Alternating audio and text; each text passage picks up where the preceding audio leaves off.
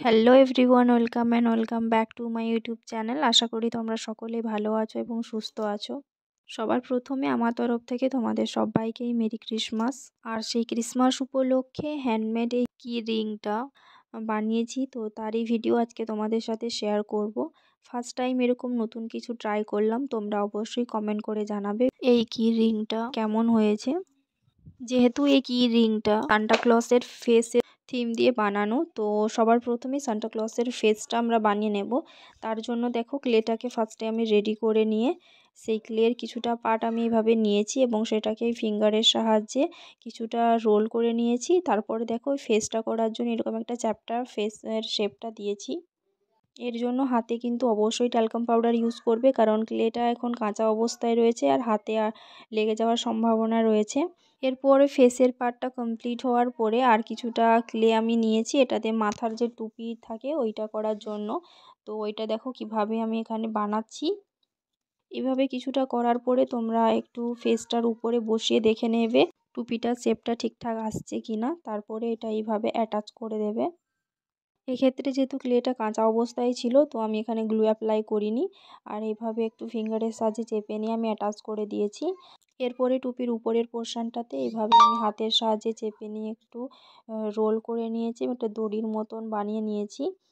এরপরে এটাকে আমি এক্সট্রা পার্টটা পরে নাইফের সাহায্যে কেটে নেব। তো ফার্স্টে এটাকে বসিয়ে আমি দেখে নিচ্ছি ঠিকঠাক হয়েছে কি না। এটা বানানো কিন্তু খুবই ইজি, আর এটা বানাতে আমি কোনো টুলস ইউজ করিনি। তোমরাও কিন্তু এটা বাড়িতে খুবই সহজ পদ্ধতিতে বানিয়ে নিতে পারবে। যারা বিগিনার্স রয়েছে তারা অবশ্যই বানাতে পারবে। তোমাদের কিন্তু ভিডিওটা স্কিপ না করে শেষ পর্যন্ত প্রত্যেকটা স্টেপ ফলো করে দেখে নিতে হবে। তো এইটা দেখো কমপ্লিট হয়ে গেছে, আর এক্সট্রা পার্টটা আমি এইভাবে নাইফের সাহায্যে কেটে নিয়েছি। এরপরে ক্লিয়ার আর কিছুটা পার্ট নিয়ে এখান থেকে একটু ছোট লেচি কেটে নিয়ে এভাবে রোল করে নিয়ে এর শেষ প্রান্তে বসিয়ে দিয়েছি এবং একটা নিডলের সাহায্যে এরকম টেক্সচার দিয়ে দিয়েছি। এরপরে আর একটু ক্লিয়ার পার্ট নিয়ে আমি এরকম হাতের সাহায্যে রোল করে নিয়ে দড়ির মতন একটা বানিয়ে নিয়েছি, পরে এটাকে এইভাবে বসিয়ে দিয়েছি। এরপরে যে এক্সট্রা পার্টটা রয়েছে সেটা আমি এরকম নাইফের সাহায্যে কেটে নিয়েছি।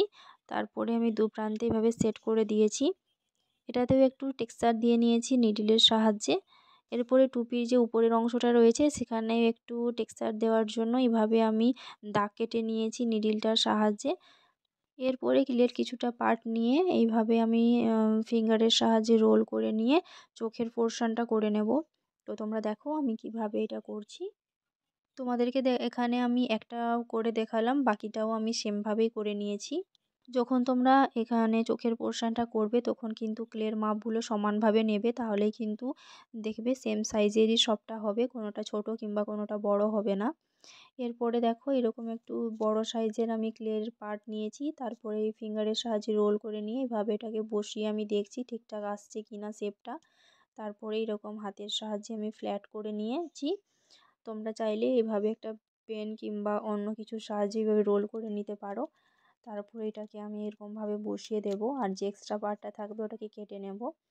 এরপর এটাকে বসানোর পরে আমি এটাকে একটু শেপ দেওয়ার জন্য এরকম নাইফের সাহায্যে কেটে নিয়েছি।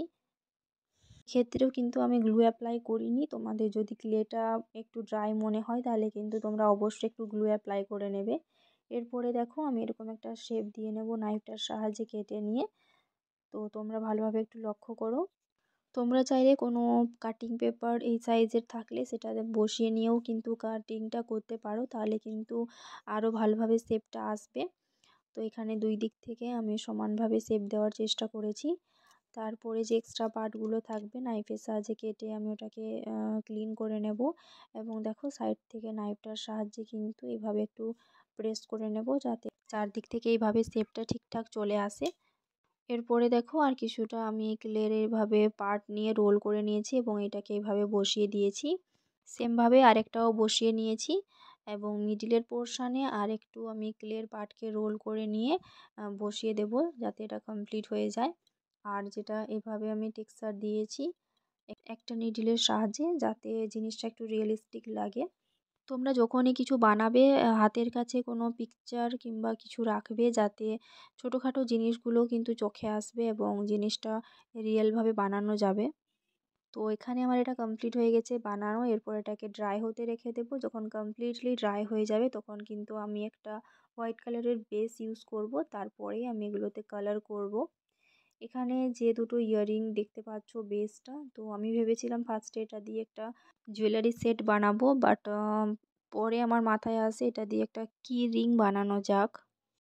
যেমন ভাবনা, তো সেরকম কাজ নিয়ে বসে পড়লাম। এখানে দেখো আমি তোমাদেরকে যে কালার তিনটে দেখালাম ওই তিনটে কালারই কিন্তু মিক্স করে আমি স্কিন কালারটা রেডি করেছি। এরপরে আমি পরপর সব কালারগুলো করে নেব যেখানে যেটা প্রয়োজন। তো আমি এখানে কালারের জন্য কিন্তু ফেভিক্রিলের অ্যাক্রিলিক কালারই ইউজ করি।